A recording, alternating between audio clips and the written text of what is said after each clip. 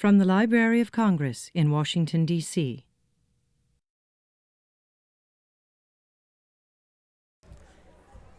I'm of the opinion that everyone should have to live in Texas. And I shouldn't say have to live in Texas. What I mean is they should have the great pleasure of being allowed to live in Texas. I lived there for my junior high years. My father was in the Air Force, so we moved around a lot.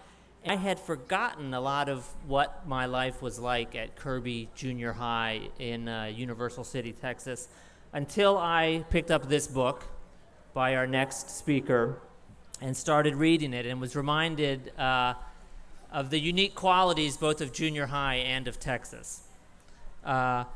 David Rice is the grandson of a poet, and he's from Texas, from the Rio Grande Valley.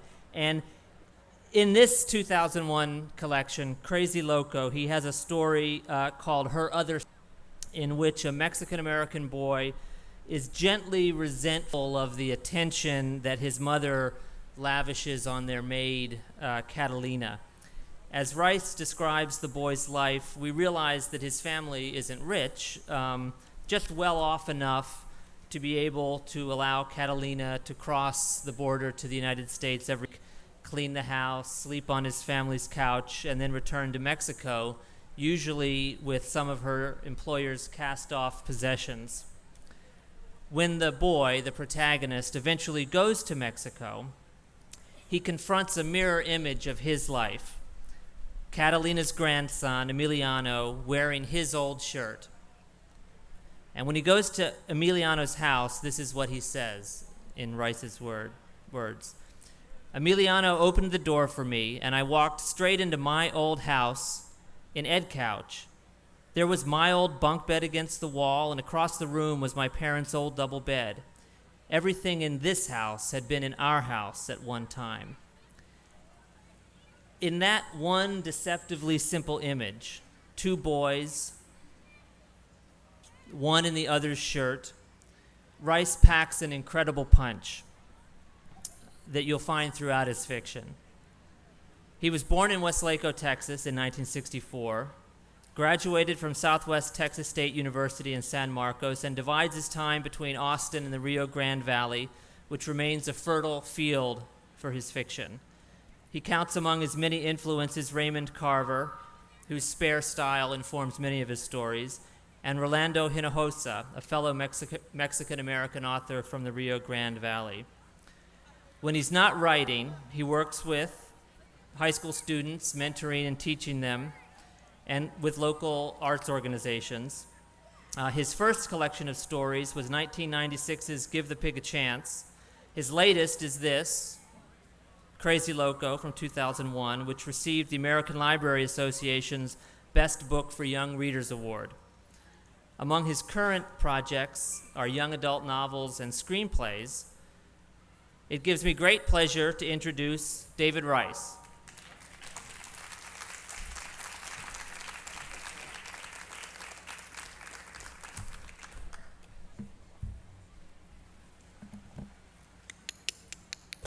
It's good to be here in Washington, D.C. It's a nice weather we're having today. And I want to thank some folks first before we begin. I want to thank, of course, the National Book Festival. This has been a long time coming. You know, we as a nation have to recognize books and authors and the importance of it, because without books, of course, we have nobody's reading, and without readers, we don't have an intelligent population. And so we have to have books, and we have to celebrate them on a yearly basis. It's a good thing to have. I want to thank the Llano Grande Center for Research and Development out of Ed Couch, Texas, my old high school. I want to thank Gear Up Program, which is a program I work with in the Valley in South Texas. Works with kids, middle school kids and high school kids. Cine Las Americas Film Festival out of Johnston High School in Austin, Texas. I work with high school kids there as well. And also the Austin Public Library, where I worked for 4 years as a shelver, and I learned to like books working in the library. I want to thank, I slept a lot there actually, but yeah, I was always kind of goofing off, but I did like the library. Then I want to thank my family. My mother and father are here visiting, so I'm glad to have mom and dad in the audience. And my sister, and I'm going to dedicate this reading to my brother, whose birthday is tomorrow. He can't be here with us, but he's probably around somewhere. But his birthday's tomorrow. So let's begin. I'll read the first story I'm going to read is titled California Cousins. And it's about my cousins in Califas, which is pretty far from Ed Couch, Texas. So here we go. Oh, by the way, I always tell the audience how long a story lasts because I have a short attention span. So this story goes about 13 minutes. So we have 13 minutes. Are we okay with 13 minutes? 13 minutes? Very good. Okay, here we go. California Cousins. The first thing our California cousins said when they stepped out of their car was their butts were asleep. It wasn't an auspicious start to their visit. It had been 3 years since we'd seen Tia Alice and Tio Mike and our cousins. The last time I saw them, I was only 7 years old, but I remember that Tio Mike and my dad got into a big fight, and it took all our bigger cousins to get them apart. I'm not sure who started the fight, but from that moment on, my brother and I didn't care for our California cousins. But Tia Alice was Mom's little sister, and they were very close, so we couldn't avoid an occasional visit. When Mom told us they were coming to stay with us, even Dad was unhappy. Dad says, "Honey, last week we're going to take the kids to Astroworld." And I go, "Yeah, Mom, you promised 2 whole days in Astroworld." And then my brother Juan said, "Can't they come next week?" Mom knew we were disappointed and could also see that Dad was looking for a way out. So Mom says, okay, let's make a deal. What if your father and I buy you guys a brand new mini bike? My brother and I shouted, mini bike, with excitement. And then my dad was like, "Well, what about me?" And Mom said, "Well, you can buy a brand new fishing rod and go fishing with your friends for a whole weekend," Mom said to Dad. "But hey, all of you better be extra nice to your California cousins. And that means you too, honey." Mom said it took 3 days to drive from Bakersfield all the way to the valley. And that's how much time we had to clean our whole house, inside and out, or no mini bikes and no fishing rod. So my brother goes, "Why? We never clean our house when our cousins from San Antonio or Houston come to visit us." And Dad goes, "That's right." And then Mom shot him a look, and Dad backed down. And then Mom says, "Well, that's different. They live in Texas. They're used to seeing houses like ours. But in California, they have real nice houses." We lived on mile 13 and a half on an acre of land surrounded by a cabbage field. Ours was a dirt road, so every time a car drove past, dust covered the front of our house. Mom actually made us go outside and hose the house down. We washed the windows, cut the grass, and helped Mom plant flowers all around the house and trees. We repainted all the trees a bright white, and we fixed our broken swing and put up a hammock the one we bought in Las Flores. Dad and his friends tried to start a car, which was parked by the side, and had been there for months. Dad always liked to watch him work on his cars. He promised me that when I turned 11 years old, he would teach me how to drive, but I first had to learn how to fix cars. My brother and I would stand next to our father. If he learned about cars, then he would teach my brother also how to drive.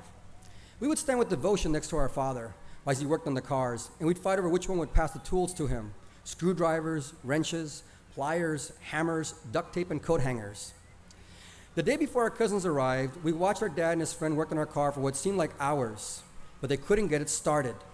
So they finally tied a rope to it and pulled it to somebody else's house. Mom even had us fix the outhouse. We put in some new nails were somewhere missing, and with the paint left over from the trees, we painted the outside of the walls. She had bought some sandpaper and made us sand down the toilet seat, and to us, that was the craziest chore of all.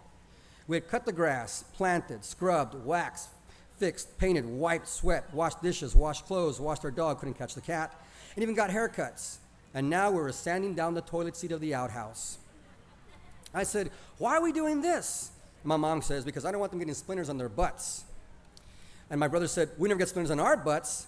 And Mom goes, "That's because you have rough butts." Now, when your cousins are here, you can't use the restroom inside the house, only this one. My brother goes, "But Mom," and Mom goes, "No butts," and then walked out. We looked at each other and made California butt jokes under our breath, and we sweated over the smooth wood. My brother says, "What a bunch of sissies with soft butts." And I go, "Hey, but it's worth a new mini bike," I told him. Our California cousins were bigger and older than us, and when they walked up to greet him, they didn't hug us. Jordan had been driving the car with his father in the passenger seat.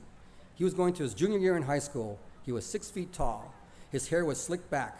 He had a small goatee under his lip, and he was wearing wraparound mirror sunglasses. His brother Todd was going into his junior year in high school. Thin mustache and a white straw hat. Tiffany, their sister, was going to her freshman year. She was wearing Ray-Ban sunglasses, had platinum blonde hair, and long fingernails painted gold. None of them seemed happy to see us, but we had lots planned for them. We were determined to have fun. Tia Alice gave Juan and me a bag of nuts and handed us each a bag of nuts from the factory where they worked. She hugged Mom, they talked a mile a minute, while Tio Mike stood silently by, looking mean and fussing with his guayabera. He wore dark sunglasses and had a full goatee, and there was a tattoo on his forearm with a cross and some weird letters on it. He didn't hug us. But when Tia Alice urged him, he shook our hands and gave Mom a hug. After a pause, he took Dad's hand too, but they didn't smile at each other, and Dad was just as cool back. We went inside the house where we had the window air conditioning unit, and we had some lunch, fideo, rice, and beans. There wasn't much conversation between us. Tio Alice and Mom talked a mile a minute and answered for us. After we ate, Mom gave Juan and me the signal to entertain our cousins. We asked him if they wanted to go outside to play, but Tiffany said it was too hot, and she'd rather be in the air-conditioned room. We looked at Juan and Jordan and asked them if they wanted to go outside and play. And then Tia Alice said, "Why don't you go outside with your cousins and play?" Todd grimaced and adjusted his straw hat. And he said, "It's too hot outside. It's like Death Valley or something. I'm not going out there." And then his mother said, "Well, it's about time you put that hat to good use. Now go outside and play with your cousins." Todd and Jordan both sighed, then stood up and walked outside. We walked outside, and Todd pointed to the trees immediately and said, "Why are they white?" And we go, "Well, it's to keep the gusanos off the trees." "The what?" he said. We go, "The gusanos." They go, "What does that mean?" Because they didn't speak Spanish. We go, "Worms. The paint keeps the worms off the trees." He goes, "That's stupid. How is white paint going to keep worms off trees?" Juan and I weren't sure. We shrugged our shoulders because we had no idea how it worked. Juan pointed to the trees and said, "You don't see any worms up there, do you? You see, it works." Jordan began walking outside. "What's this, your little clubhouse?" He pointed to the outhouse. He opened the door and looked inside and then covered his nose. And he goes, "Dude, they use this thing to go to the bathroom." And they started laughing at us. He goes, "Well, yeah, we all do." He goes, "Even your Uncle Roy and Aunt Mary?" Todd asked. "Well, yeah," my brother answered. "If the bathroom inside as the house is being used, you can always use it outside." Jordan and Todd looked inside. He goes, "Man, you guys live like the Beverly Hillbillies," Jordan said. My brother looked at each other because we didn't look anything like the Beverly Hillbillies. Said, "Hey," my brother said, "we even sand down the toilet seat so we didn't get your splinters on your soft California butts." Jordan looked down at Juan and said, "Hey, little dude, you better watch what you say. We're bigger than you, because all you little Mexicans eat down here is rice and beans. In California, we eat real food. Even when you dudes are in high school, you'll still be little Texas Mexicans." We clenched our fists, and Todd stepped in. Okay, cool it, man. They're just little kids. "All right, dudes, what do you have here around to show us?" We knew we had to be real calm, because getting into a fight with them would really mean losing our mini bikes. We took them out to the canal to throw rocks at cans or bottles. We hoped we'd find some sapos. We could play there with a turtle or a fish. But then they saw the water and they go, "Hey, dudes, there's no way you're going to find anything alive in that Texas green water. You dudes probably are short because all you drink is this green stuff," Jordan said. Next, we took them out to the monte to walk around. But then Todd brushed up against a cactus and whined about the little espinas in his leg. Then we took them out to the railroad tracks by the abandoned grain elevators so we could climb on the rusted rail cars. And they said, "Hey, dudes, we're not going to climb on those cars. We're going to get all rust all over our clothes." So then we took them out to the burned down ice factory to look for treasure, but they thought that was dumb too. Nothing we showed them made them happy. They weren't thrilling us either. Walking back on a dirt road, they kept complaining. And then he said, "So, you little dudes live out here in the middle of nowhere. No malls, no freeways, no buildings, no nothing. Man, where we're from, we got everything in California. We got freeways, airports, stadiums to watch football, basketball, baseball. We got big malls, we got big movie theaters, we got big mountains, man. In California, we got everything in California. You little dudes don't even have real bathrooms. You have to go outside like a bunch of dogs to use the bathroom." He started making sounds and laughing. And then Jordan and his brother started making fart sounds. Then my brother snapped. He goes, "Well, at least we're not a bunch of California soft butts like you guys and your whole family." And Juan started mimicking them in a high-pitched voice. He goes, "It's too hot out here. I'm making my clothes dirty. Ouch, Espina's hurt my leg." I told Juan to calmate, but it was too late. Todd pushed him into the ground, and I tried to take on Jordan. I pushed him, but he didn't budge. He laughed and shoved me back into the dirt. He goes, "You little dudes better not try that again." But we're up just as fast. And then they knocked us down again. And he goes, "Boy, you guys are your Uncle Roy, stubborn and small." Juan tried to get up, but I pulled him back down. Jordan and Todd walked off laughing, making fart sounds at us. We waited until they were long gone, and I stood up and dusted ourselves off. And then Juan says, "You still want that mini bike?" And I said, "You okay? We all right back there?" Yeah, terrorist, I don't know, is it? Where's George Bush? You still want that mini bike? I said, I'd rather walk. We spent an hour throwing rocks at the canal, trying to think of how to get back at our California cousins. We thought about throwing rocks at them, or putting X in their food, or in their bed, or sneaking Exolax in their food, or cutting the ropes on their swing so they would fall down. We figured we'd get caught. Then we thought about our neighbor's dog, Cuete. Cuete got his name because he could eat firecrackers that were lit. And when the firecracker went off in his mouth, Cuete wouldn't even cry. He was a mean dog. He wasn't afraid of anybody. He bit my brother and me twice in the butt. We thought about luring our cousins over to Cuete's house, but then Cuete was a pretty mean dog. He'd bite anybody. So we thought, let's not do that. Then we thought about shooting bottle rockets at our cousins. We had a plastic pipe where we used to launch bottle rockets at dogs and cats and each other. But it wasn't accurate enough. Then Juan said, hey, wait till they get in the outhouse and we can throw bottle rockets in there. We thought that would be funny, bottle rockets flying all over the place. The guy wouldn't stand a chance sitting in a toilet seat. But then if he lost an eye, we'd never hear the end of it. Then we figured out the perfect plan.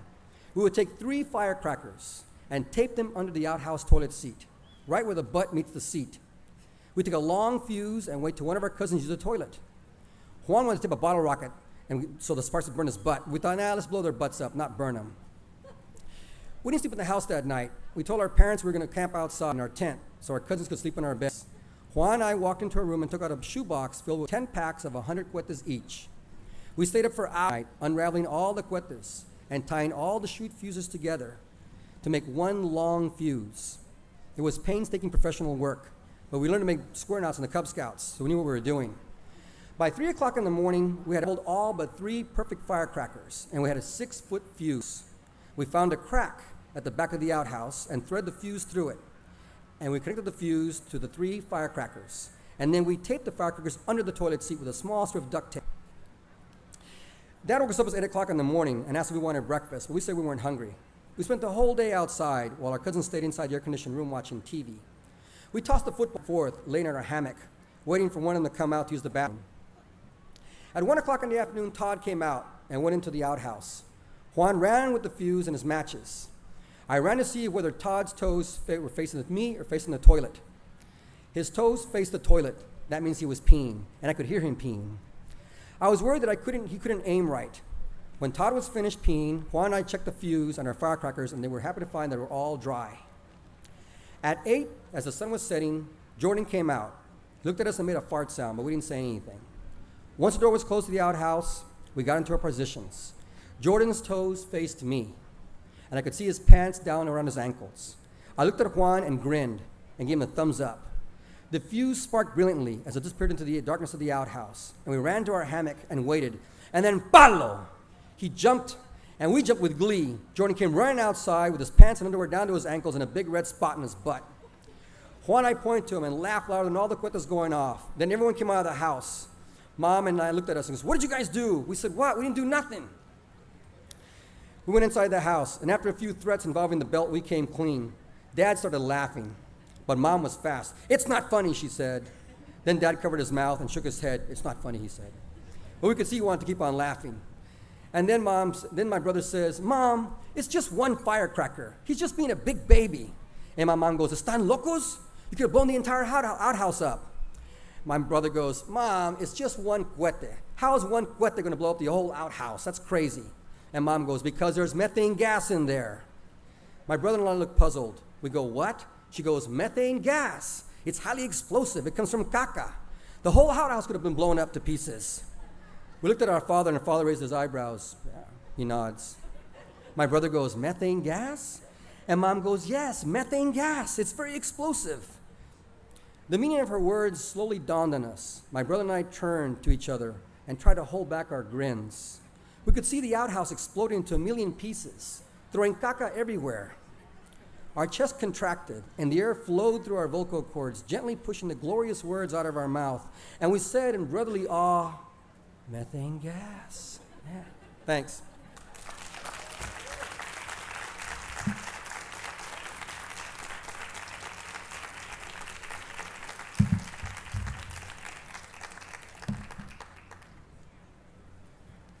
This next story comes from a new anthology that just came out in April, and it's titled Tripping Over the Lunch Lady and Other Stories. It's got 10 authors in it, and really good authors. Avi's in here, Susan Shriver, Turi Truman. It's just a loaded book, and if you can pick it up, it's a great book for kids.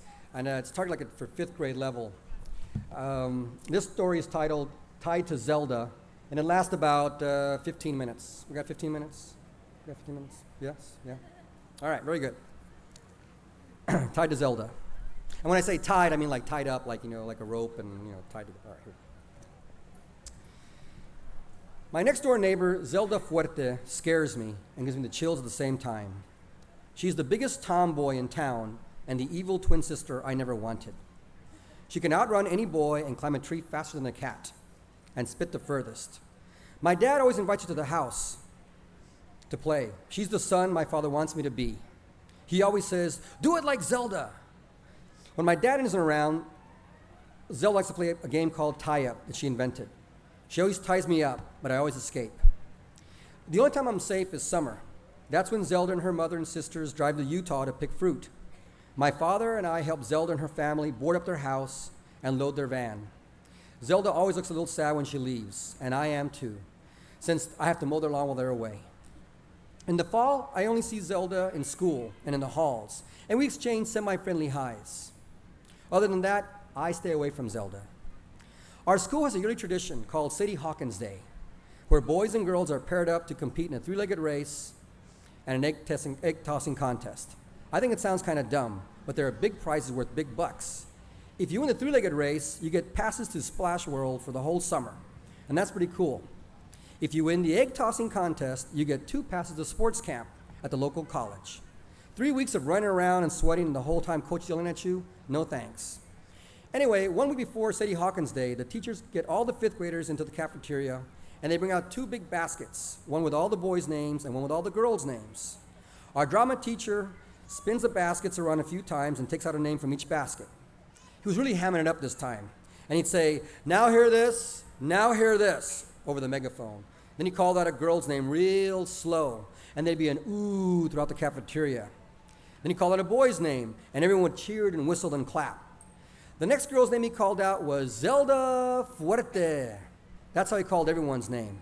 When her name was called out, my best friend Jorge leaned over to me and he goes, "Man, whoever is Zelda's partner will win both contests." I went, "Forget it. I don't want to go to sports camp," I said. And he goes, "But don't you want the Splash World passes? And free admission for the whole summer and free hot dogs?" I said, "Yeah, that'd be cool, but I don't want to be tied up to Zelda." He goes, "What's wrong with being tied up to Zelda?" He goes. I go, "Well, man, she's a not Nazi." Our teacher pulled out the boy's name and held it high. He smiled and pointed at me like a game show host. And he says, "Alfonso Flores." Jorge and the whole cafeteria started laughing. I looked over at Zelda and she threw up her arms like she lost a national championship.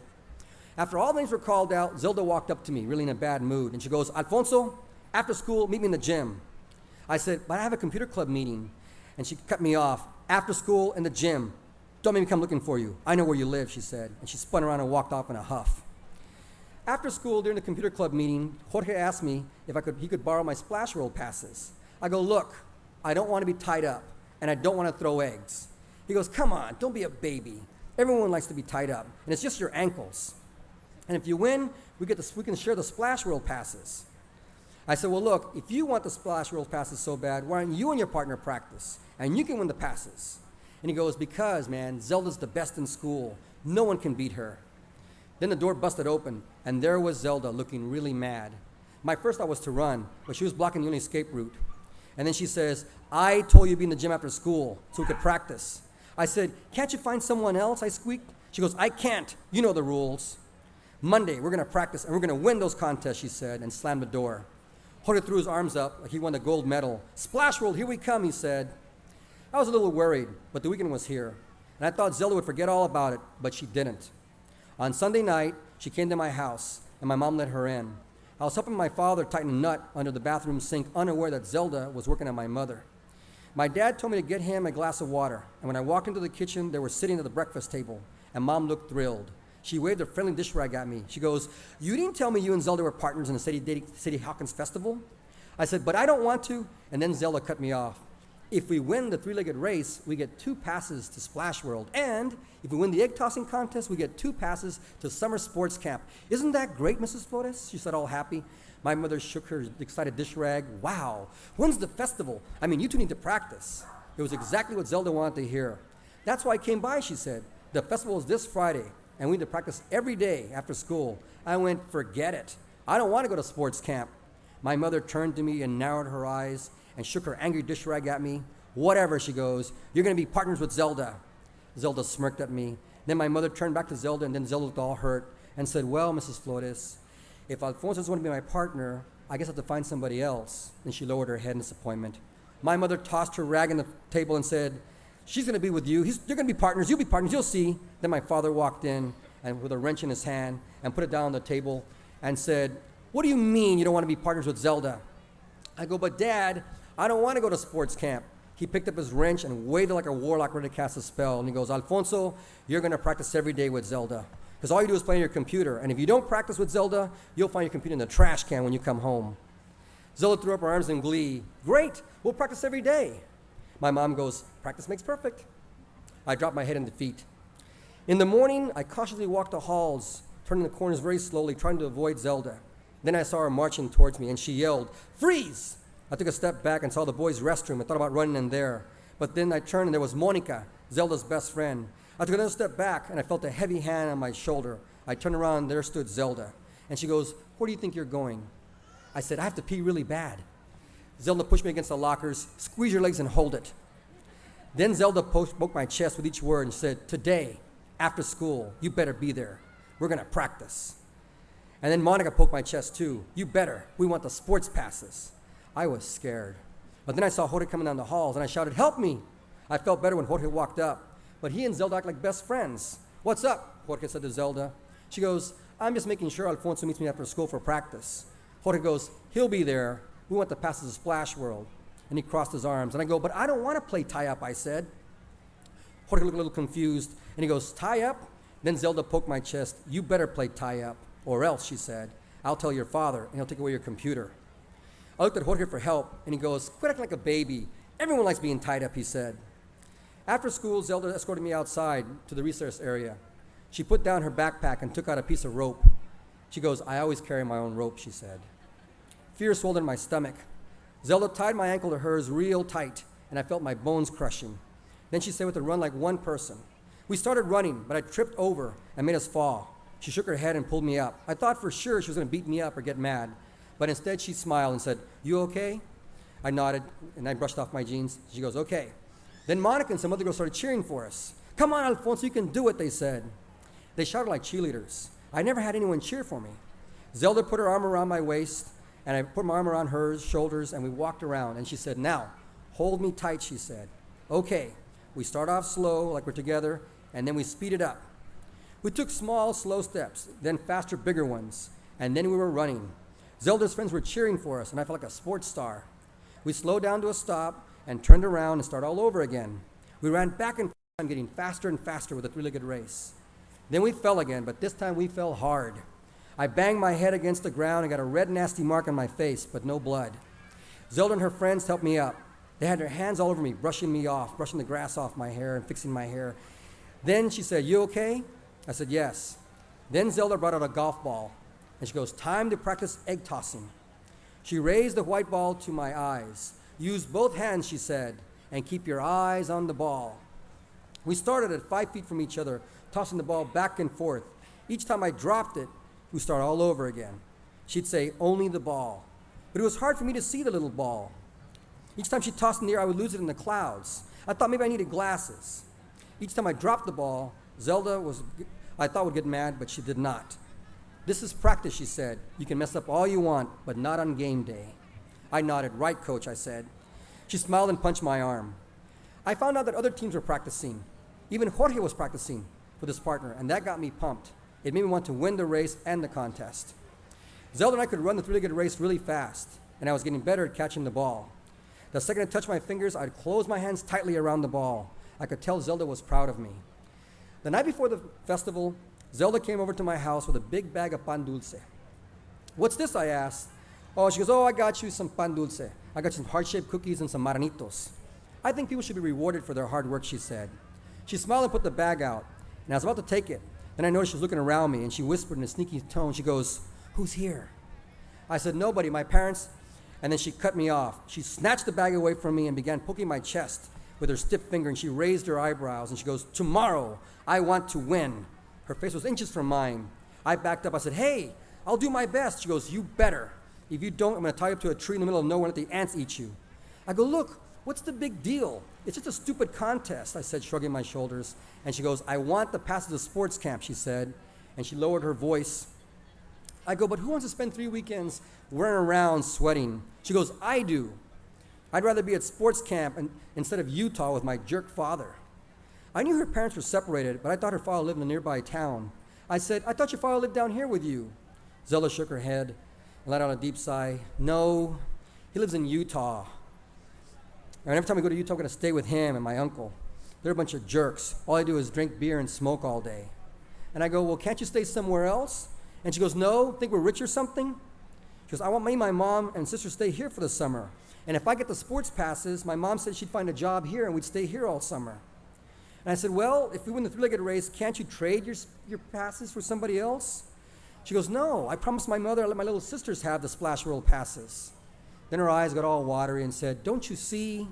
We have to win the egg toss. I don't want my mother around my father. He's a jerk." She dropped her head and let out a sigh, and she held out the bag of pan dulce, and I took it. She sniffed a little bit and said, "Just do your best, okay?" I nodded. "I promise, I'll do my best." The next day we walked around the resource area, and there was lots going on. There was a conjunto band, there was raspas, elotes. There's all kinds of kids there. A big, long line for a three-legged race. We got in our lines. Kids all over, and then the whistle blew, and we ran as fast as we could, and we were first place in the three-legged race. We fell down laughing. It was great. Kids were all over the place congratulating us. We were so happy about it. Those were the Splash Roll passes, though. Then it was next with the egg toss contest. There was a white string on the grass, kids on either side, and we had eggs going back and forth. Then Zelda got one egg and said, "All right, this is the egg we're going to use. Only the ball," she said. She tossed the egg to me, and I caught it easily, but it was only 5 feet. Back and forth, back and forth. I could hear eggs dropping and kids making noise, but Zelda goes, "Look at me, only at me. Keep the eyes on the egg." Back and forth we went. Then finally, we stopped, and we were really far from each other. There was only 3 teams left. The teachers brought us close together. We're touching fingertips, and goes, "All right," the drama teacher said, "you guys are the last 3 teams. Throw your eggs." Zelda ran up to me and says, "I'll throw first." But then she says, "You know what? You throw it. Do your best. I'll catch it." She ran back to her position. I looked at her and I threw the egg as hard as I could. And all the way up it went, and she caught the egg. It was amazing. Another kid threw his egg, but it was dropped. Next team threw their egg and they caught it. There was only 2 teams left, me and Zelda and Jorge, my friend, and his partner. I was afraid I was going to drop the egg. So I walked up to Jorge and said, "Let's make a deal. Look, we're too far apart. I don't think I can see the egg. If you catch the egg, I'll give you my passes to Splash World, and you give me yours to Sports World." And he goes, "Forget it." I said, "How about this? I'll give you my Splash World passes and 2 video games for a whole week." He goes, "Only 2 video games?" I go, "All right, 3 video games." We shook hands on it. We go back in our positions. She threw her egg at me, tripped over my own feet, and the egg hit me right in the head. I had egg all over my face. I looked, I could see Jorge laughing because he caught his egg. Jorge talked, and I could see that they talked about the... That night, my parents came into my room and said, Zelda's mother called and said that she made a deal with Jorge and that you guys got the passes to a sports camp. They said, "Yeah." And she goes, "You know what? We're going to buy you a pass to Splash World. You want to go for the summer?" And I said, "Well, nah, I don't want to go after all. I'd rather go to sports camp," I said. And Dad looked confused. He goes, "Sports camp? But I thought you wanted to go to Splash World." I said, "Well, yeah, but Zelda's going to sports camp, and she might need a partner." Done? One more left, 2? All right, so we got 2 minutes for questions. If you have any questions. Yeah.